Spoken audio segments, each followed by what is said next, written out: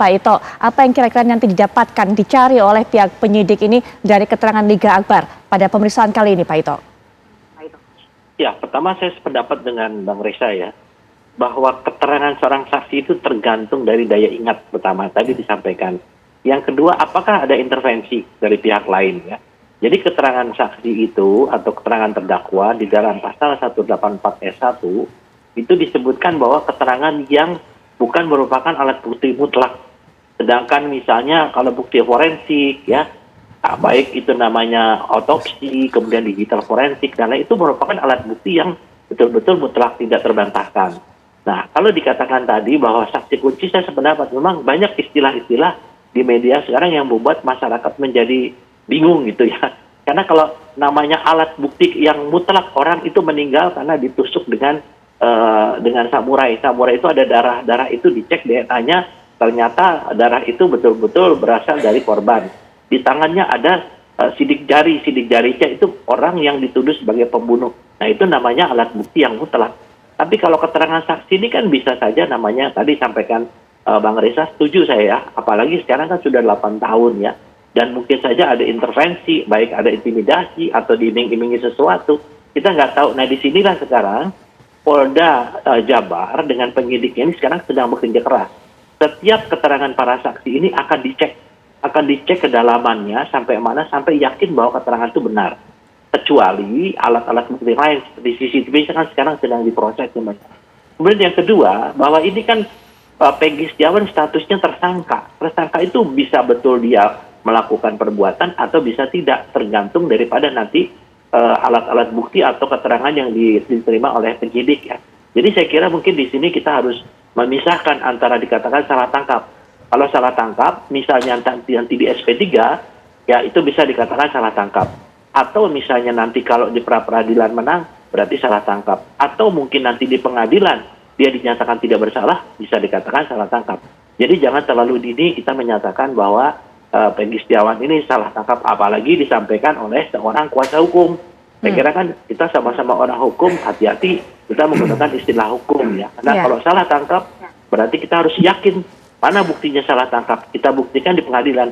Karena kepastian hukum dan keadilan, ujungnya itu adalah di pengadilan. Demikian, Pak. Satu lagi, Pak Ito, ini mengenai informasi yang kami dapatkan, kabarnya hari ini juga Propam melakukan pemeriksaan terhadap ayah dari almarhum Eki, Ibtu Rudiana. Apa kemudian yang nanti bisa didapatkan oleh Propam nih dari pemeriksaan ini, Pak Ito?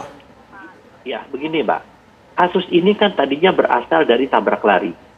Sebagai seorang ayah ya yang tahu anaknya meninggal, kemudian mengajukan ekshumasi atau penggalian jenazah, sehingga kemudian dilakukan otopsi kedua yang ditemukan penyebab kematian anaknya. Nah, tentunya kan ayah ini akan berusaha mencari siapa pembunuh anaknya. Nah, ini kan akan menjadi bahan juga bahwa keterangan dari ayahnya korban ini pun akan menjadi bahan ya.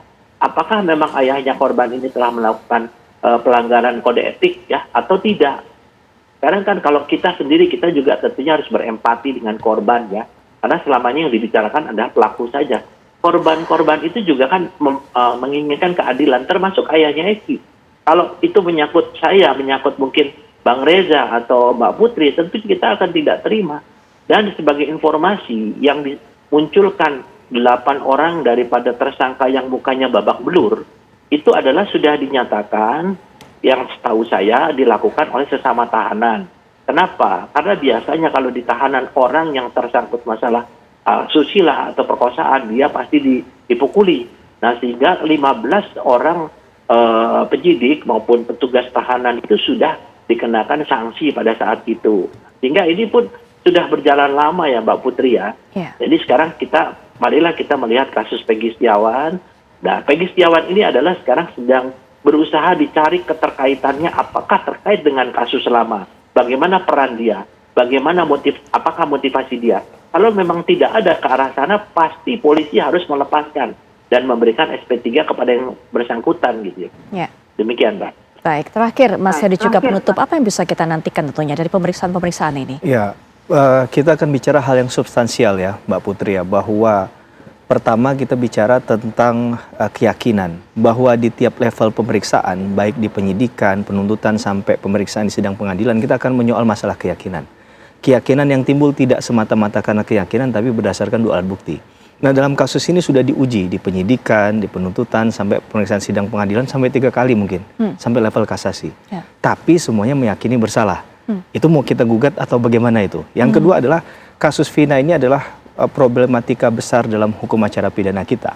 Saya menyorotinya begini, bahwa kita akan berdebat sejauh mana penyidikan itu punya batas sucinya bagi orang di luar dari perkara ini atau bahkan orang internal yang langsung terkait dengan perkara. Karena biasanya akan digunakan argumentasinya adalah demi kepentingan penyidikan atau penyidikan belum tuntas, informasinya terbatas. Nah, ketika kasus ini sudah semakin bergulir dan kemudian menestapakan seseorang, maka ini menjadi penting untuk kemudian kita bahas sejauh mana tadi batas penyidikan itu dapat diketahui oleh pihak-pihak minimal yang berperkara. Sehingga persoalan semacam ini sudah clean and clear dari awal. Karena biasanya mungkin saja di luar sana, mungkin bukan di daerah Jakarta, tapi di luar dari Jakarta, banyak orang yang sulit untuk mendapatkan akses informasi terkait dengan keadilan yang diterima. Nah, ini hal yang substansial menurut saya dibanding tadi kita menyoal misalnya Ali Akbar ini adalah eyewitness atau tidak.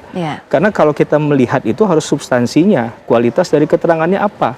Kalau dia hanya sekedar lari saja, berarti dia tidak mengikuti proses itu dari awal. Kalau hanya itu yang disampaikan begitu ya. Kecuali ketika dia lari, kemudian dia memutar motornya, dia ke arah tempat kejadian perkara, dan dia melihat ada rombongan orang yang melakukan pemukulan. Itu pun kita akan perdebatkan siapa yang dilihat. Apakah dia mengetahui secara detail wajah-wajahnya? Karena jangan sampai informasi ini menjadi menyesatkan lagi.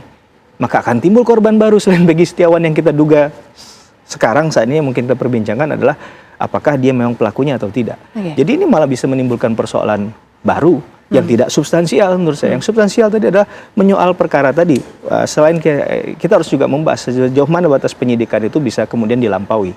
Apakah untuk misalnya mendapatkan keterangan yang seluas-luasnya itu juga diperoleh dari awal. Nah, ini kan bisa jadi lesson learn kita, pembelajaran kita. Karena bicara tentang keyakinan tadi juga, misalnya aparat penegak hukum bisa saja dia menghentikan perkara. 109 ayat 2 KUHP, 140 ayat 2 KUHP itu bicara tentang surat perintah penghentian penyidikan atau surat perintah penghentian penuntutan. Jadi disitulah kalau perkaranya tidak cukup bukti sehingga tidak menimbulkan keyakinan, tidak perlu dipaksakan perkaranya sampai ujung. Dan penyidik juga itu adalah sesuatu yang secara konstitusional. Berarti dia tidak melanggar aturan hukum. Bukankah yang kita jauhi adalah menegakkan hukum dengan cara melanggar hukum? Nah, ini yang kemudian jadi berbahaya. Sehingga jadi soalnya jadi kemana-mana ini. Nah, kalau kita bicara hal yang substansial menurut saya juga sebenarnya kita buat resume saja. Keyakinan yang tadi dibangun oleh penyidik kalau orang ini mengapa dia menjadi tersangka. Berarti kan ada alasannya. Apa alasan yuridisnya? Masuk ke penuntutan di kejaksaan. Mengapa juga keyakinannya sama? Tinggal disampaikan saja, diresum lagi. Kemudian putusan pengadilan ini meresum kembali hal itu. Nah, tinggal kita membaca secara utuh ini masuk akal atau tidak. Nah, boleh dong kita menilai itu ketika ini perkara sudah mencuat ke ruang publik. Saya rasa begitu, Mbak Putri. Baik, penutup juga dari Mas Riza, apalagi kita juga tahu pandangan Mas Riza mengenai diperiksanya juga ayah dari almarhum Eki ini kemudian oleh pihak Propam. Polri dengan sangat membanggakan, terus terang bagi saya, respect ketika Polri berulang kali mengatakan kami mengungkap kasus dengan pendekatan saintifik. Tetapi pada kasus-kasus yang kadung menjadi perhatian publik, yang mengundang skeptisisme besar dari masyarakat, termasuk pada kasus Cirebon, alangkah indahnya kalau polisi juga menerapkan nilai profesionalitas yang sama dengan melakukan pengecekan ulang, review kembali, eksaminasi kembali terhadap kerja saintifik yang sudah dilakukan oleh jajaran Polda Jabar. Dengan kata lain, kembalilah ke titik hulu, mulai dari Polsek Talun, berlanjut ke Polresta Cirebon Kota, dan berlanjut ke Polda Jawa Barat untuk mereview kembali, eksaminasi ulang kerja saintifik yang sudah dilakukan. Sekiranya hasil eksaminasi itu menunjukkan bahwa ternyata ada loopholes terkait dengan kerja saintifik di satuan wilayah setempat, maka Polri dengan legowo harus menyampaikan ke publik harus ada langkah koreksi. Karena boleh jadi penanganan kasus ini tidak disungguh-sungguh dilakukan secara prosedural, proporsional, dan profesional.